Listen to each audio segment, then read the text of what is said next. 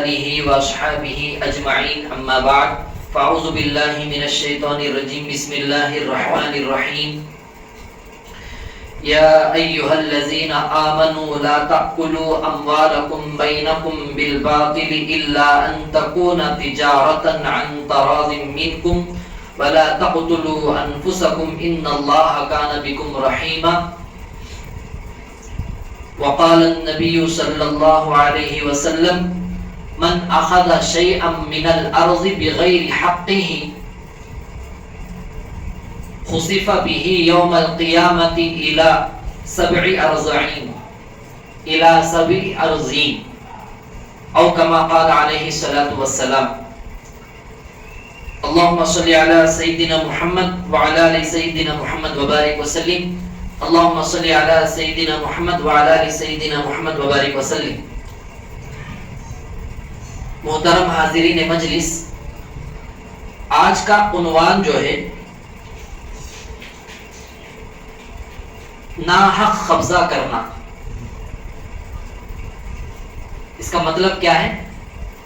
آج کے ماحول میں ہر شہر میں، ہر ملک میں، ہر اسٹیٹ میں، ہر ڈسٹرکٹ میں، ہر محلے میں، ہر خاندان میں اور کسی نہ کسی گھر میں یہ حالت پیش آتی ہے. تو یہ بات جو ہے ہم میں سے اگر ایسا کسی کا ناحق کوئی قبضہ کیا ہے، چاہے زمین ہو، چاہے گھر ہو، چاہے پیسے ہو، چاہے کوئی اور چیز ہو، تو یہ سننے کے بعد بہت اطمینان ملے گا کہ اس کا بدلہ، اس کی سزا اللہ کیا طے کر کے رکھا ہے. اگر ہم میں سے، سننے والوں میں سے اگر کسی کا حق دبائے ہوئے ہیں تو وہ اسے فوری طور پر جو ہے صلح رحمی کر کے کس کا حق جسے جتنا دینا ہے دے دینا چاہیے. یہ محرم کا مہینہ ہے اور یہ جو آیت پڑھی گئی، اس آیت کے اندر آخری میں یہ جملہ بھی موجود ہے وَلَا تَقْتُلُوا أَنفُسَكُمْ، یہ بھی موجود ہے. تو گویا کہ محرم کے 10ویں تاریخ کو، جیسا کہ کل جو گزری ہے عاشورہ کا دن، اسی دن ناحق حضرت حسین رضی اللہ تعالیٰ عنہ کو قتل کر کے شہید کر دیا گیا. بہرحال ویسے بھی اپنے اپنے مساجد میں اپنے اپنے علماء اکرام، ائمہ اکرام جو ہے بتائے ہوں گے، لیکن آج ہمیں یہ عنوان اس لیے طے کیے ہیں، اگر یہ پانی کا پانی، دودھ کا دودھ ناحق قبضہ جو ہوتا ہے، شریعت میں اس کا کیا حکم ہے، اللہ اس کا بدلہ کیا دینے والے ہیں، سزا کیا طے کیے ہیں، اگر بات ہمارے سامنے آ جائے گی تو ہمارے کو قدم قدم پر سوچ کر آگے بڑھنے میں آسانی ہو جائے گی. اس بات کو سمجھنے سے پہلے اللہ دنیا میں پیدا کر کے ہم سب کو ایک شخصیت کو فالو کرنے کا حکم فرمایا ہے. ایک شخصیت، اس شخصیت کا نام اللہ اپنے نام کے ساتھ لکھے ہیں، اور اس شخصیت کو اگر اللہ پیدا کرنے کا ارادہ نہ کرتے تو کائنات کو ہی اللہ نہ بناتے. اس کا نام ہے دونوں جہاں کے آقا، دونوں جہاں کے رحمت للعالمین، حضرت محمد مصطفیٰ صلی اللہ علیہ وسلم. ایک بات یہ بھی سمجھیے، اگر کوئی ہندوستان کا مشہور ایکٹر ہو، اس کے فالوورز آپ کو ملیں گے 1 ملین، 2 ملین، 10 ملین، 100 ملین، زیادہ تر 200-150 کے اندر ہی دنیا میں کسی کے فالوورز ملیں گے. فالوورز بننے کی بھی وجوہات ہیں، ان کا کوئی اچھا کام، ان کی کوئی ایکٹنگ، ان کا کوئی کردار، ان کا کوئی طریقہ، یا ان کی فیس، ان کا لہجہ، ان کا گانا، ان کا فلم، ان کا رہنا، ان کا کھیلنا، کرکٹ ہو، فٹ بال ہو، والی بال ہو، ٹینس ہو، ہر لائن میں کسی نہ کسی کے لوگ جو ہے فینس بنے ہوئے بیٹھے ہیں.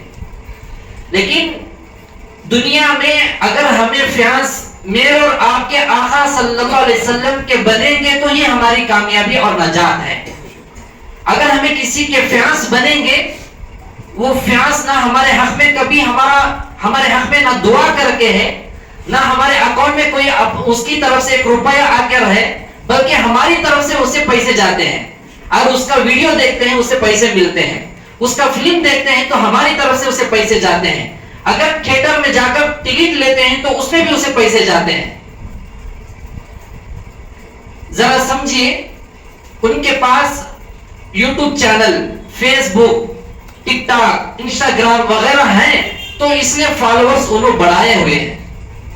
لیکن میرے اور آپ کے آقا صلی اللہ علیہ وسلم کے پاس نہ یوٹیوب چینل تھا نہ ہے، نہ فیس بک تھا نہ ہے، نہ انسٹاگرام تھا نہ ہے.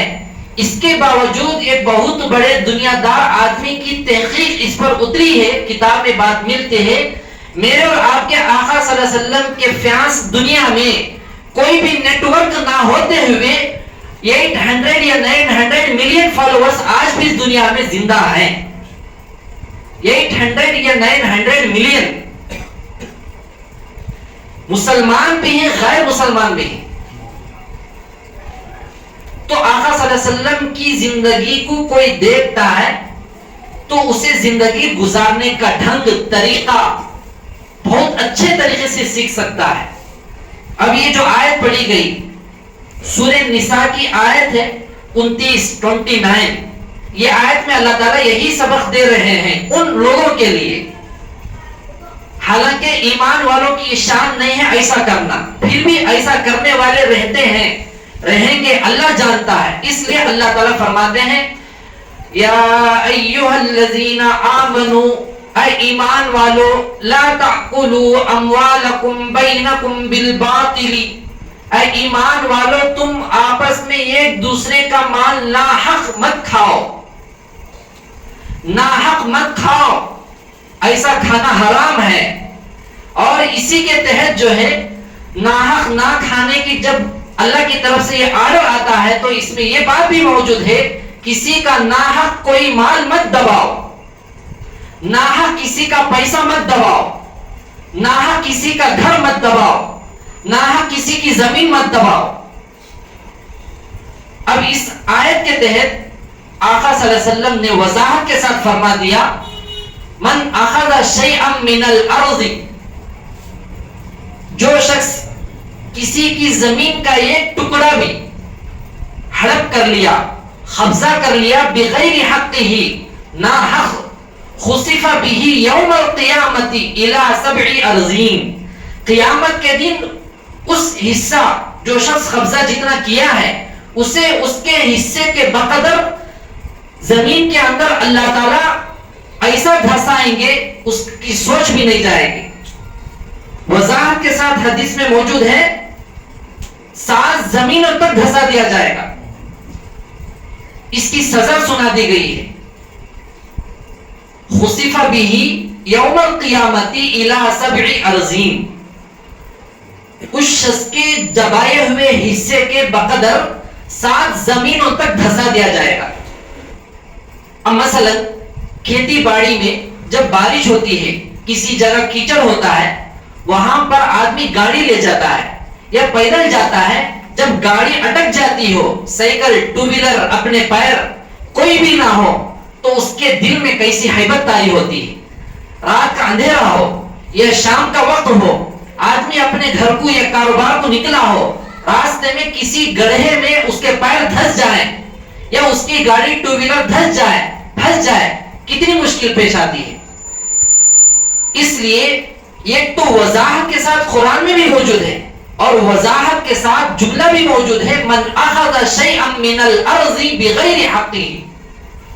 آج ذرا اپنے گریبان میں جھانکیے، خاص کر کے یہ مسئلہ مسلمانوں میں سب سے زیادہ پایا جاتا ہے. مسلمانوں میں جتنے مسلمان حضرات یہ بات سن رہے ہیں دل کے کانوں سے سن لیجئے، اگر یہ مسئلہ حل کر کے نہیں مریں گے جنت میں داخلہ نہیں ملے گا، نہیں ملے گا. دنیا میں اس کی سزا بتا دی گئی ہے تو مرنے کے بعد انہیں جنت میں کیسے جائے گا؟ کسی کا حق دبایا ہے، اللہ مرنے کے بعد اسے 7 زمینوں کے اندر دھسا دیں گے تو جنت میں کیسا جائے گا؟ ارے دنیا کے اندر اوپر کی ایک زمین میں ایک ہاتھ اندر اٹک جاتا ہے تو انہیں اوپر نہیں نکل سکتا ہے، تو 7 زمینوں کے اندر اگر کوئی مثلا ایک مردے کو جا کر قبرستان میں 5 فٹ 6 فٹ اندر دفن کر کے آتے ہیں، وہ آدمی خود اوپر نہیں آ سکتا ہے جسے انسان دفن کر کے آتے ہیں، لیکن جسے اللہ کی طرف سے آرڈر ہو کر فرشتے دفن کر دیتے ہیں 7 زمینوں کے نیچے، انہیں جنت میں کیسے جائے گا؟ ابھی ان قریب کئی علماء اکرام کے فتاوے موجود ہیں، دارالعلوم دیوبند کا فتویٰ بھی موجود ہے. اے مسلمانوں، دنیا میں مرنے سے پہلے اگر کسی کا حق، کسی کی پراپرٹی یا کسی کا قرض اپنے اوپر ہو، مرنے سے پہلے اسے کلیئر کر کے مرو، ورنہ خانہ کعبۃ اللہ کے پاس رمضان کے مہینے میں شب قدر کی رات میں تہجد کے وقت میں خانہ کعبۃ اللہ کا غلاف پکڑ کر سجدے کی حالت میں روتے ہوئے بھی موت آ جائے گی، جنت میں نہیں جائیں گے، جہنم میں جائیں گے. یہ حقوق العباد ہے، حقوق اللہ نہیں ہے. حقوق اللہ اللہ معاف کر سکتا ہے، لیکن حقوق العباد معاف نہیں ہوں گے. خاندانوں میں بھی دیکھیے، خاندانوں میں بھی. لیکن یہ بات یاد رکھے، اللہ اس کی جو سزا جو متعین کیے ہیں دنیا میں بھی اس کی سزا ملتی ہے. ایک قصہ سنیے، علامہ ذہبی رحمۃ اللہ علیہ فرماتے ہیں، یہ واقعے لکھے ہیں کتاب میں اور کئی بزرگوں سے نقل شدہ ہے. ایک آدمی کو دیکھا، اس کا ہاتھ جو ہے کھانوں تک کٹا ہوا تھا، اچھا کھٹا زبردست آدمی ہے، اس کا ہاتھ کٹا ہوا ہے. ایسے ہی کچھ ذہن میں آیا، پوچھا اے اللہ کے بندے، آخر تیرا یہ ہاتھ کیوں کاٹ دیا گیا ہے؟ اس نے کہا میرا قصہ سن کر تم کیا کرو گے؟ انہوں نے فرمایا اگر کوئی ایسا واقعہ پیش آیا ہو میرے لیے اور دیگر مسلمانوں کے لیے نمونہ سبق حاصل ہوگا، بتائیے کیا ہو آپ کے ساتھ؟ تو اس شخص نے کہا میں ایک مرتبہ راستے سے گزر رہا تھا، وہاں پر ایک آدمی بیٹھ کر مچھلی پکڑ رہا تھا. ایک مچھلی پکڑا اور بہت پیاری مچھلی تھی، اس مچھلی پر میرا دل آ گیا، میرا دل آ گیا. آنکھوں کی حفاظت جو کہتے ہیں نا، شیطان کی تیروں میں سے ایک تیر ہے. اس قصے میں دیکھیے، مچھلی کو آنکھ دیکھی، چاہت دل میں پیدا ہوئی اور سزا خود اسے ملی، اور جو آنکھ پہلے دیکھی تھی وہی آنکھوں کے آنسو رونے والا بن گیا. اس لیے اپنے آنکھوں کی حفاظت کرنے نہ کرنے میں فیصلہ ہمیں خود کر سکتے ہیں. اس لیے آنکھوں کی حفاظت کا حکم اللہ کی طرف سے بھی ہے، نبی کی طرف سے بھی ہے، شریعت میں بھی. نماز میں جب کھڑے ہوتے ہیں سجدے کی جگہ دیکھنے کا مطلب کیا ہے؟ ہماری نگاہ جو ہے اللہ کے حکم کے مطابق جہاں دیکھنا ہے وہاں دیکھنے کا اشارہ ہے. تو اس شخص نے کہا میرا دل آ گیا، میری آنکھ دیکھی اور میرا دل اس پر آ گیا، اور میں اسے جا کر پوچھا مجھے یہ مچھلی دے دو، مجھے پسند ہے.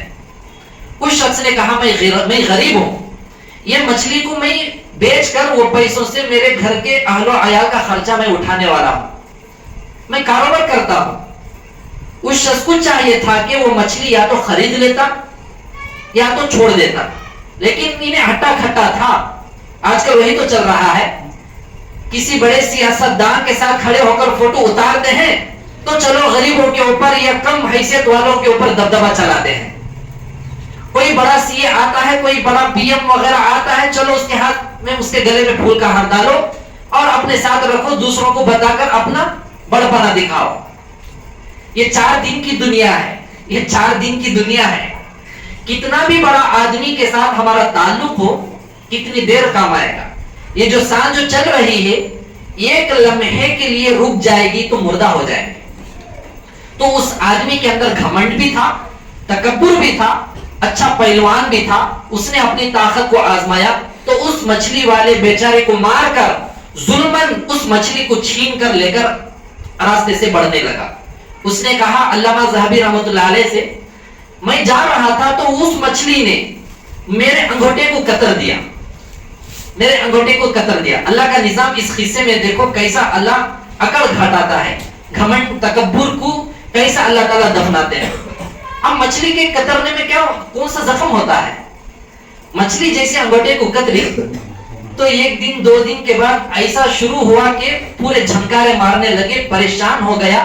तो आखिरकार मजबूर होकर उन्हें डॉक्टर के पास गया। तो डॉक्टर ने देखकर चेकअप किया, चेकअप करने के बाद बोला कि ये अंगूठा सड़ चुका है, अंगूठा सड़ चुका है, इस अंगूठे को काट देना चाहिए, अगर नहीं काटेंगे तो पूरे हाथ में जहर चढ़ जाएगा, पूरा हाथ सड़ना शुरू हो जाएगा। अब वो बेचारा क्या किया है ना, जब सामने मुसीबतें आते हैं, या तो बड़ी मुसीबत रहेगी या तो छोटी रहेगी, तो हमें छोटी को इख्तियार करने का हुक्म है, तो वो बंदा छोटी को इख्तियार करे, चलो ये अंगूठे की जरूरत नहीं, काट दो। थोड़े दिन के बाद फिर परेशानी शुरू हुई, फिर गया डॉक्टर के पास, डॉक्टर साहब मुझे तकलीफ फिर हो रही। अब डॉक्टर जो है, डॉक्टर के पास जाने के बाद पेशेंट की हालत तो मालूम है, तो टेस्टिंग करे तो फिर बोला कि ये अंगूठे से जो काटने के बाद और अंदर उसका जख्म बाकी था, वो जहर यहाँ गट्टों तक आ चुका है, अगर ये नहीं काटेंगे तो कोहनी तक इसे हाथ को पूरा खराब हो जाना पड़ेगा। अब बेचारा क्या किया, यहाँ तक गट्टों तक भी हाथ को काटने का हुक्म दे दिया, तो इसे भी निकाल दिया गया। और थोड़े दिन के बाद फिर ये मसला आया कि इसे कोहनी तक खुजली और बीमारी शुरू हो गई। अब फिर गया डॉक्टर के पास, जाकर शिकायत की, तो डॉक्टर ने कहा वो बीमारी और बढ़कर आगे कोहनी तक आ चुकी है, कोहनी तक काट देना चाहिए। उसने कहा डॉक्टर साहब ऐसा काटो कि दोबारा ऊपर ना चढ़े। अब उसने कहा कि मैं वहां तक ही काटता हूं जहां तक बीमारी है, तो कोहनी तक हाथ को काट दिया गया। अब थोड़े दिन के बाद फिर मसला यह आया कि खानों तक, मुंडों तक उसे तकलीफ शुरू हो गई, तो और परेशान होकर जाकर फिर डॉक्टर के पास शिकायत करने लगा। तो डॉक्टर ने कहा अरे अल्लाह के बंदे, आखिर तुझे क्या हो गया है, एक बीमारी तो ना पता चलता है, फिर उसके बाद बीमारी अंदर से पैदा कहां से शुरू हो रही। तो बहरहाल खानों तक उसका हाथ जब काट दिया गया, तो खैर खा लोग दुनिया में कोई ना कोई रहते हैं, लाखों में एक सुहागन बोलते ना, वो बात इस मामले में बहुत फिट होती है। पहले थे हर एक आदमी खैर खा था, लेकिन अब हर आदमी पैर खींचने वाला है, लाखों में एक सुहागन ऐसे मिलते हैं। तो चंद लोग उसे बोलने लगे अरे अल्लाह के बंदे, तू जरा सोच तेरे जिंदगी में क्या वाकया पेश आया है जिसकी वजह से ये तेरे ऊपर अजाब अल्लाह की तरफ से आया हुआ है, अल्लाह की तरफ से पकड़ है। जरा सोच तेरे साथ किसका मामला खराब हुआ है, किसके ऊपर तू जुल्म किया है। तो वो सोचने के बाद कहने लगा मैं एक आदमी के पास जाकर अपना दबदबा दिखाकर मार पीट करके उसकी मछली छीन कर लाया था, और वो मछली मुझे काटी, अंगूठे को यहाँ तक मसला आ गया। तो फौरन उसे कहा जाकर उससे माफी मांग ले, अगर वो माफ नहीं करेगा तो तेरा पूरा जिस्म ऐसे ही सड़ता जाएगा, काटते जाएंगे तुझे। तो फौरन वो बंदा गया, उस मछली वाले के सामने गिड़गिड़ाकर माफी मांगकर अपना सारा किस्सा बता दिया, तो उसने माफ कर दिया। तो माफ करने के बाद वहां तक उसकी बीमारी भी खत्म हो गई। तो ये किस्सा बनावटी नहीं है, किसी फिल्म में देखा हुआ नहीं है, किताबों में साबित है ये किस्सा। अल्लामा ज़हबी रहमतुल्लाह अलैह बहुत बड़े बुजुर्ग गुजरे हैं, कई बुजुर्गों से किस्सा नकल है। तो इस किस्से को सामने रखकर इस आयत पर तवज्जो दीजिए। अल्लाह एक तो फरमाते हैं तुम किसी का माल नाहक हरगिज मत दबाओ, मत खाओ। और हदीस में ये जो हदीस जो पढ़ी गई बुखारी शरीफ की हदीस है, 3190 पर 6 हदीस नंबर है, सही बुखारी शरीफ की हदीस है। तो इसके अंदर जमीन के बारे में बताया गया। ऐसे ही अगर कोई किसी का हक दबाता हो, किसी की गाड़ी दबाता हो, किसी के पैसे दबाता हो, अगर किसी के नाहक दबदबा के अपने दबदबे पर कोई प्लान बनाकर उनको सताता हो सकता है उसका अज़ाब भी इसके अंदर आने वाला हो। अब यहां पर चंद मिसालें मैं बताता हूं। हमारे आंध्र प्रदेश में जब हिंदूपुर अनंतपुर डिस्ट्रिक्ट के अंदर था, अनंतपुर डिस्ट्रिक्ट के अंदर ही एक वाकया, हमारे से किसी का फोन आया, पूछा गया एक अल्लाह की बंदी जिसके 2 शोहर थे, उसने कहा कि बहुत बड़े पैसे वाले, बहुत बड़े करोड़पति, रोजाना इनकम उनका लाख रुपए है। कितना इनकम है? लाख रुपए इनकम है। वो बोलते हैं ना अल्लाह जब किसी को माल देता है तो उनको दिल नहीं होता है। वजह यह है कि माल पर इतना दिल आ जाता है, दिल उनका मुर्दा हो जाता है दुनिया की मोहब्बत में, माल की मोहब्बत में। तो उस बंदी का फोन आया, ये पूछने लगे, एक तो मेरे शोहर के 2 बीवियां हैं, मैं एक और एक, अलग अलग रहते हैं, لیکن میرا شوہر میرے اوپر ظلم کرتا ہے اور میری جو سوکن ہے اس سے پیسے سب دیکھ بھال کرتا ہے, مجھے خرچوں کو پیسے نہیں دیتا ہے. کیا میں رات میں سونے کے وقت میں اپنے شوہر کی جو پینٹ پاجامہ جو لگائے ہوتے ہیں, شرٹ وغیرہ, اس میں انہوں پیسے تو زیادہ رکھے ہوتے ہیں, بھولے بھالے ہیں, گنتے نہیں ہیں, کیا میرے خرچوں کے لیے وہ پیسے لے سکتی ہوں؟ اب ہمیں مسئلہ دیکھیں شریعت کے مطابق, اور مفتیان اکرام کا فتویٰ یہی تھا, نہیں لے سکتے ہیں, نہیں لے سکتے ہیں. وجہ کیا ہے؟ اگر لے لیں گے ناحق قبضہ کرنا, ناحق کھانا اسی میں آئے گا. لینا ہے اپنے شوہر کو بول کر لو, مان کر لو. اس بات کو بتانے کے بعد وہ اللہ کی بندی ایسے ہی کی, لیکن اللہ کا کرنا ایسا ہوا, اللہ اس بندے کا دل بدل دیا, تو بات انہیں بھی ان کو خرچوں کو دینے والا بن گیا, اور ان کو جیسا رکھ رہا ان کو بھی ویسے ہی رکھنے والا بن گیا. اب اس مسئلے کو سامنے رکھ کر دیکھیے, کیا شوہر اپنے بیوی کا مال بغیر اجازت کے ناحق لے سکتا ہے؟ نہیں لے سکتا ہے, ہرگز نہیں لے سکتا ہے. جب بیوی اپنے شوہر کا مال لے نہیں سکتی ہے تو شوہر کو بھی اپنی بیوی کا مال لینا جائز نہیں ہے, ہرگز جائز نہیں ہے. ہاں اگر اجازت ہو لے سکتے ہیں, آپس میں رضامندی ہو لے سکتے ہیں. ایک تجربہ میرا ہے, ہمارے اساتذہ کے سامنے بھی ہمیں اس بات کو رکھے ہیں. شادی کے بعد بعض لوگ کیا کرتے ہیں, کاروبار میں اپنے بیوی کے زیورات کو بیچ کر کاروبار میں داخل کرتے ہیں. یہ مسئلہ جو ہے غور سے سنیے, کاروبار میں اپنی بیوی کے بغیر اجازت کے لے کر اس میں داخل کرنا اس کاروبار کے ختم ہونے کی علامت اور سبب بن جائے گا. کیوں؟ بیوی تو دل سے نہیں دی ہے. آپ کو تو معلوم ہے سونا اپنے گھر کے رہنے والی مستورات کو کتنا زیادہ پسندیدہ چیز ہوتی ہے. جان بھی چلی جائے تو سونا پکڑ کر جان چھوڑتے ہیں, اور مرد حضرات تو پیسوں کو پکڑ کر جان چھوڑتے ہیں. تو مستورات کا ایسا مسئلہ ہوتا ہے. تو اس لیے جن کا دل پورا سونے پر اترا ہوا ہو, تو سونے کی چیز کو لے کر ہمیں بینک میں رکھ کر, کاروبار میں رکھ کر کیسے چلا سکتے ہیں. ہاں بعض لوگ یہ بھی کہتے ہیں, ایک ہیلا ہے, اپنی بیوی کو اجازت لے کر ان کا مہر میں جو تمہیں دیے ہیں کہ وہ کاروبار میں لگاؤ, اس سے برکت بہت آتی ہے. یہ کون سا مسئلہ ہے؟ یہ الگ طریقے سے اپنے بیوی کا مال ہڑپ کرنے کا ہی تو طریقہ ہے.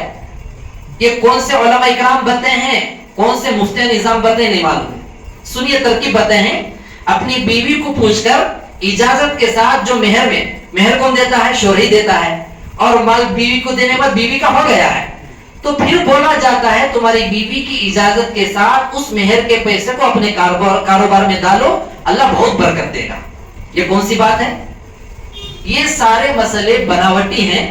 ہاں اگر صحیح ہیں مفتیان اکرام سے پوچھئے, پوچھ کر کیجئے. تو اس لیے آج کی مجلس میں یہ قرآن مجید کی آیت اور یہ حدیث اس لیے پڑھی گئی ہے کہ اکثر معاملات یہاں پر ہی خراب ہوتے ہیں. یہاں پر ہی بیوی کے پاس کتنا بھی بڑا مال ہو, سونا ہو, پیسہ ہو, کچھ بھی ہو, شوہر کو اس کی اجازت کے بغیر کیسا لینا ہے؟ لینا درست نہیں ہے. ہاں اگر لے رہے ہیں مکمل طور پر, قرآن میں یہ بھی موجود ہے, احادیث میں یہ بھی موجود ہے, کتابوں میں موجود ہے, معاملہ جب ہوا تو لکھا پڑھے کے ساتھ کرنا ضروری ہے. اگر معاملہ لکھا پڑھے کے بغیر ہوگا تو جھگڑے ضرور پیدا ہوتے ہیں. کیوں؟ وہ بولیں گے بتاؤ کیا پروف ہے, کون گواہ تھے. آج کل تو گواہ کو تو بھروسہ ہی نہیں کرنا چاہیے. ایک چاہ کے بدلے, ایک تمباکو کے بدلے, ایک بیڑے کے بدلے. یہاں پر دیکھیے ابھی ہمارے ہی شہر کے ایک ساتھی ہمارے پاس آئے, انہوں نے کہا کہ ہمیں ہمارے بچے کا میٹر ہے, اور وہ بچے کے میٹر میں لڑکی والے جو ہے 5-10 لاکھ کا ڈیمانڈ کیے ہیں. اب جو ناحق قبضہ کرنا بولے, ناحق قبضہ کرنے کی بات یہاں بھی آ رہی ہے. کیس ڈالا لو, دباؤ کر کے شوہر کے اوپر جو ہے, دلہے کے اوپر ناحق 10 لاکھ کا, 5 لاکھ کا, 3 لاکھ کا, لاکھ روپے کا ڈیمانڈ کرنا, یہ ناحق نہیں ہے. کیس ڈال کر ایسا چھیننا بھی یہی ہوگا. اب بڑے بڑے کمیٹیوں کے پاس, ممبروں کے پاس جاتے ہیں, وہاں پر بھی یہی پوچھتے ہیں. ارے بھائی 3 لاکھ رکھ دو، 1 گھنٹے میں مسئلہ حل کر دیں گے. تو یہ تمام چیزوں کو شریعت کے مطابق نہیں کیا جا رہا، گویا کہ دباؤ پر کیا جا رہا ہے، تو وہی مسئلہ ہوگا. اس لیے یاد رکھیں یہ حدیث میرا اور آپ کا آقا صلی اللہ علیہ وسلم نے بتائی ہے، اس کی سزا بھی اللہ جو بولے ہیں وہی نبی بتائے ہیں. تو یہ سزا پر کوئی بھی کمپرومائز نہیں ہوگا، کوئی بھی کمپرومائز نہیں ہوگا.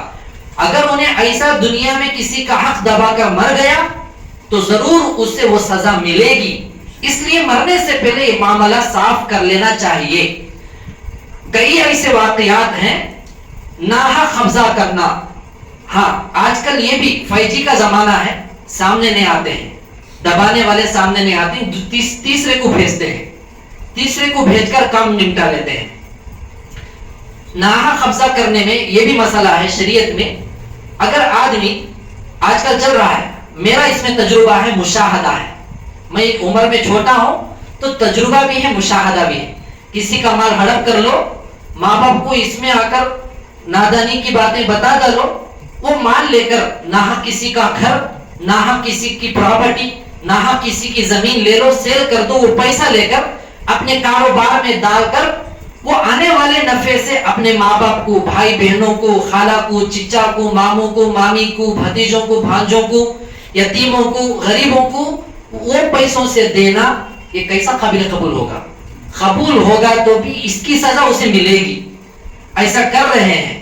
یہ طریقہ اور ایک جگہ کہاں کر رہے ہیں، گھر جو ہے ایکم کو لیتے ہیں. سٹیوں میں ایسا چل رہا ہے، 10 لاکھ 5 لاکھ کو گھر لے کر ایکم کو رکھتے ہیں.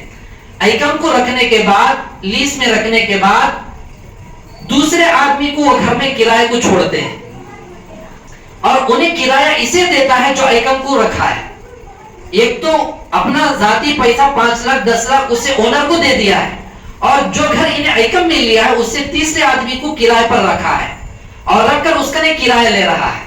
یہ بھی حرام ہے، سفید حرام ہے، بلیک نہیں، بالکل پیور حرام ہے. اور ایک اس میں مسئلہ یہ ہے، ہمیں سنے بھی ہیں، ویسے لوگوں کو دیکھے ہیں، 5 لاکھ روپے کی مجھے ضرورت ہے، میرا گھر لے لو ایکم میں. لینے کے بعد اس گھر کا کتنا کرایہ رہے گا میں الٹا تمہارے کو دوں گا. مثلا میں کوئی گھر 10 لاکھ روپے کو لیا ایکم میں، اونر مجھے بول رہا ہے 10 لاکھ روپے مجھے دے کر گھر تمہیں ایکم میں رہ جاؤ، تمہیں تو رہو، دوسروں کو تو رکا لو، مجھے وہ سمبندھ نہیں، لیکن ہر ماہانہ میں تم نہ الٹا کرایہ بھی دیتا ہوں. چوری سینہ زوری کا دینا اس سے بھی ڈینجر ہے. یہ بھی سود ہے، سفید وائٹ سود ہے. تو ایسے کئی طریقے جو ہمیں نکالے ہیں مسلمان کئی لوگ، یہ تمام باتوں کو آج سے 1450 سال پہلے آپ صلی اللہ علیہ وسلم نے بتا چکے ہیں. یہ مکمل حرام طریقے ہیں. اس لیے تمام مسئلوں کو ایسا کرنا گویا کہ ناحق ہی کرنا ہے. اگر کوئی آدمی یہ مسئلہ پوچھتے ہیں، غریب ہیں بیچارے، کرایہ بن نہیں سکتے ہیں، ان کو جو ہے ایکم کو 2 لاکھ روپے کو ہمیں دے دیتے ہیں اور دینے کے بعد جو ہے 500 روپے بھاڑا لے کر ان کو معاف کر دیتے ہیں. تو ہمارا ان کو جواب یہ ہے، جب اتنی ہمدردی ہے تو فری کرایہ میں گھر کو رکھ لو، پھر 1 لاکھ روپے ایکم کو 2 لاکھ روپے ایکم میں دینے کی ضرورت کیا ہے؟ تو اس لیے یہ تمام چیزیں، یہ تمام مسائل ایسے ہی چیزوں میں آتے ہیں. اس لیے یہ آیت، یہ حدیث اس لیے پڑھی گئی ہے، یہ تمام معاملات کو ہمیں صفائی کے ساتھ دنیا میں کر لینا ہے. اس کے اوپر اور ایک سورہ ہمزہ میں پہلی آیت، وَيْلٌ لِكُلِّ هُمَزَةٍ لُمَزَةٍ، اللہ تعالیٰ کی طرف سے ہلاکت ہے اس شخص کے لیے جو کسی کے پیٹ پیچھے عیب جوئی کرتا ہو اور کسی کے اوپر تہمتیں لگاتا ہو. معاملہ ہوا ہے کسی کو پیسے دینے کا، اب پیسے کئی سالوں کے بعد دینے جاتے ہیں، نہیں وہ رکھ لو، ہمیں ضرورت نہیں ہے، ہماری طرف سے صدقہ ہے بول کر چھوڑ دیتے ہیں، معاف کر دیتے ہیں. معاف کرنے کے بعد گلیوں میں، خاندان میں، گاؤں والوں میں، رشتہ داروں میں بولتے پھرتے ہیں مجھے 4 لاکھ دینا ہے، 3 لاکھ دینا ہے، 2 لاکھ دینا ہے. تو یہ مسئلہ کیا ہوا؟ ایک طرف جو دے رہا ہے اسے ہمیں معاف کر دے بول رہے ہیں، دوسری طرف یہ تہمتیں، الزامیں لگانا، ان کے اوپر اللہ کی طرف سے لاٹھی پڑے گی. اللہ کہہ رہے ہیں ایسا پیچھے الزام لگانے والے کے اوپر ہلاکت ہے، اللہ کی لعنت ہے. تو اس لیے دنیا میں ہمیں رہتے ہیں تو اپنے معاملات کو ہمیں جب تک صاف نہیں کریں گے تو خبر میں جانے کے بعد 100 حج، 1000 حج، 1000 عمرے، 1000 روزے، ہزار قرآن، ذکر، نماز، درود، استغفار، یہ کچھ بھی کام نہیں آئیں گے. اس لیے اللہ کے لیے آج کی مجلس میں اور جتنے بھی احباب سن رہے ہیں اپنے معاملات کو ہمیں صاف کر لیں. اگر کسی کا حق ہمارے اوپر ہے تو اسے مکمل صلح کر لیں. اگر کسی کا ہمیں دبائیں اسے ادا کر دیں. اگر کوئی کسی کا لے کر بیٹھا ہے تو انہیں اسے ضرور ادا کر دیں. کس کا بھی حق کھانے والا ایک پیڑھی تک تو اچھے رہیں گے یا زیادہ سے زیادہ 2 پیڑھی تک. اس کے بعد ان کی اولاد کیا ہوگی تو ان کے مرنے کے بعد ہی ان کو پتا چلے گا. اس لیے اللہ تعالیٰ سے دعا کرے کہ اللہ تعالیٰ ہم سب کو، سارے امت مسلمہ کو اپنے تمام حقوق العباد مکمل ادا کرتے ہوئے زندگی گزارنے کی توفیق نصیب فرمائے. ابھی جو بارش کا موسم تھا، ہماچل پردیش میں جو RSS کے، BJP کے جو دشمنان اسلام تھے، یہ لوگ اعلان کیے تھے مسلمان یہاں پر جتنے ہیں مسلمان، وہ لوگ 1 مہینے تک 30 تاریخ تک، جولائی کے 30 تاریخ تک ٹائم دیتے ہیں، مسلمان تمہیں یہاں سے خالی کر کر چلے جاؤ بولے تھے. اور کئی مسلمانوں کے گھروں کو، ہزاروں لوگوں کے گھروں کو اور کئی لوگوں کے دکانوں کو قبضہ کر کے بھگا دیا گیا. 15 دن کے بعد اللہ وہاں پر ایسی لاٹھی اللہ کی پڑی، سیلاب کی شکل میں، جو بولا اس کی بلڈنگ، جو کھڑے تھے ان کے گھر، تمام لوگوں کے گھر، مکانات، دکانات، اللہ سیلاب کی شکل میں بھگا دیا.